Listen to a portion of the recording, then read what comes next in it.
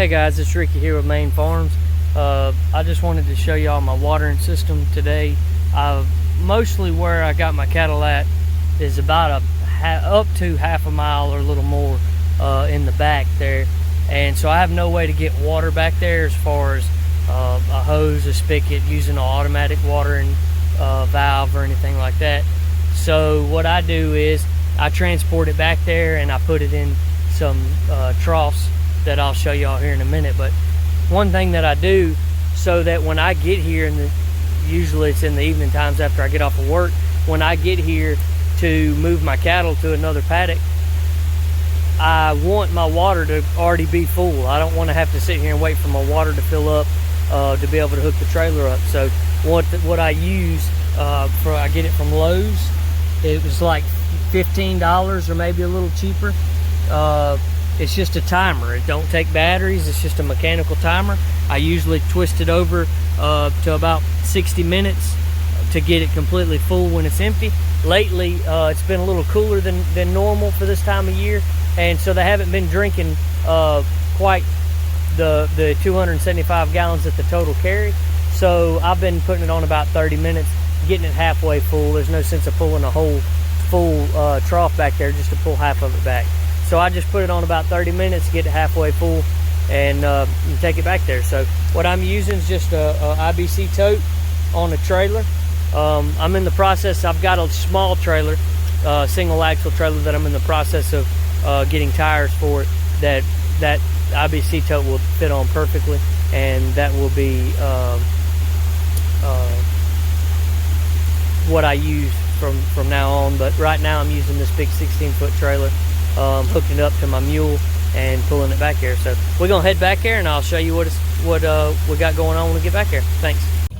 All right guys, so we're back here in the back of the place. Just moved the cows that come a flood on me a minute ago, but got the paddock moved. You can see them there in the back, got them moved. They're nice and happy.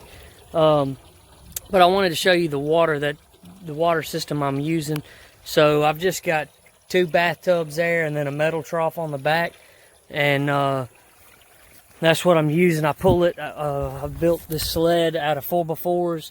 If you can see there's just old 4x4s I had left, and I just screwed a pallet onto it to the top of them, and that's what they're setting on. And I just drag it with the 4-wheeler or the mule to the next paddock and fill it up. I used, to stop the holes up there, I used test plugs. You can get them from Lowe's or any hardware store. And then for the bottom right here, you can see I don't know if you can see that under the water, but there's a plug in there. I'm using a utility sink, like a mop sink bottom with the plug. You can get them from Lowe's. I think they're $6 or $7. But I had these bathtubs laying around, so it worked perfect. And then I do have a metal trough here on the back as well. And like I said, it seems to be the right amount of water for the cows I got. I got about 22 head out here, and it seems to be just a good amount of water. They always still have a little bit left. And what I'm using to water them, I was using a piece of 3/4 hose, and it was taking forever to get them water. I'd sit back here for 45 minutes waiting on the waters to fill up. And so I got tired of that real quick. And so after about a week, I got some fittings here out of the IBC tote, and I got this, I think it's 1.5 inch ID pipe from Lowe's. It's made for spa hot tubs is what it's for. So that's what I used, and it's gonna take just a minute to get rid of about 200 gallons, 275 gallons. It just, within 5 minutes, everything's full and we're ready to go. So but that's how I do water. It's not the perfect way, I'm sure, but it sure beats running the water line half a mile back here.